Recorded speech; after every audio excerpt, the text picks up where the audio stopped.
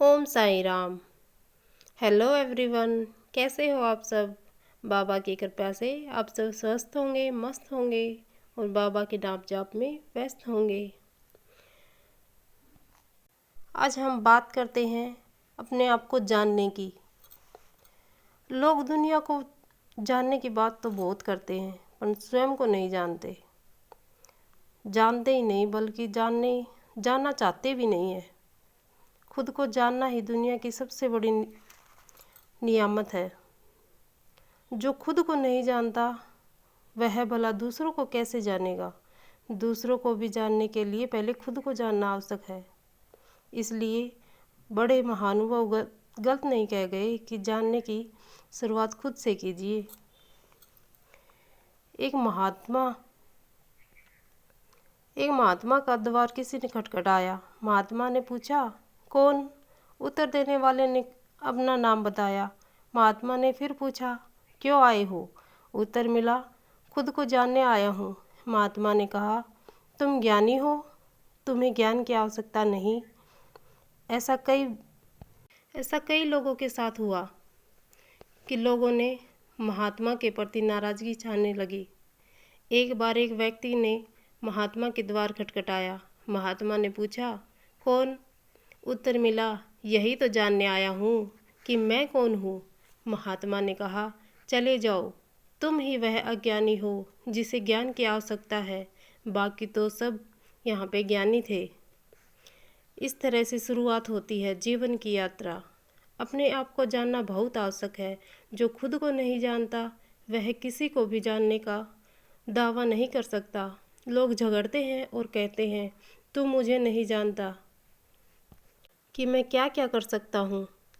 इससे जवाब में सामने वाला भी यही कहता है कि वास्तव में दोनों ही खुद को नहीं जानते, इसलिए ऐसा कहते हैं।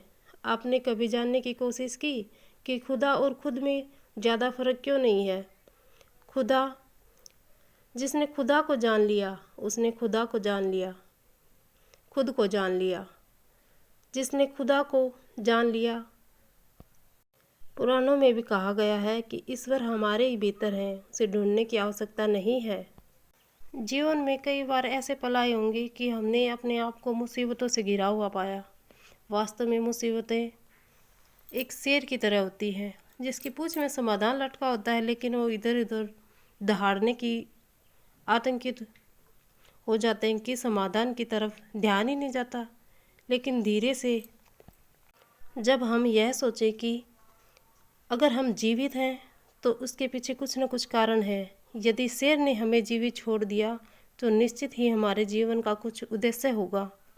इस समय यदि हम शांति से उन परिस्थितियों को जानने का प्रयास करें तो हम पाएंगे कि उन क्षणों से साहस मुकाबला किया। यदि ये हमें प्राप्त होता, यहीं से हमें प्राप्त होता है आत्मबल और की शुरुआत, खुद को जानने का सिलसिला। तो खुद को जानिए, पहचानिए अपनी अंतर आत्मा, और जब हम खुद को जानेंगे तभी हम अपने प्रभु को जान सकेंगे। बाबा को जानना, पहले हमें खुद का मन साफ करना, खुद को पहचानना, तभी हम बाबा को पहचान सकेंगे। ओम साई राम, जय साई राम।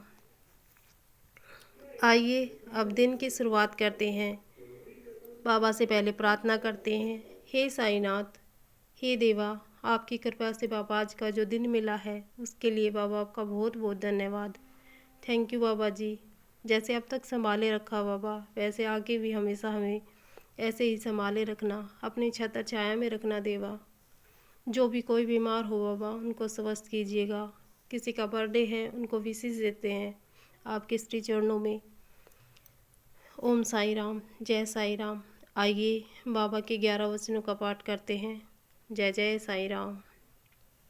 जो शिरडी में आएगा आप दूर भगाएगा, चढ़े समाधि की सीढ़ी पर, पैर तले दुख की पीढ़ी पर।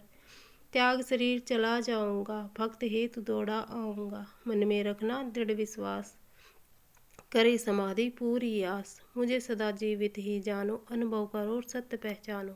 मेरी शरण आ खाली जाए, हो तो कोई मुझे बताए। जैसा भाव रहा जिस जन का वैसा रूप, हुआ मेरे मन का भार तुम्हारा मुझ पर होगा, वचन न मेरा झूठा होगा।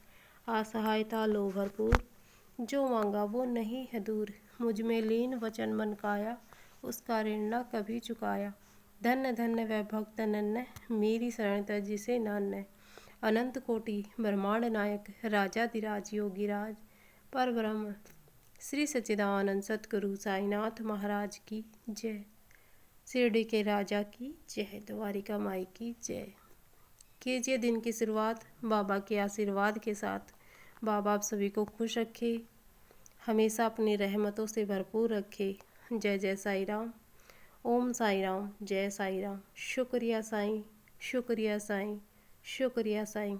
श्री सच्चिदानंद सतगुरु साईनाथ महाराज की जय।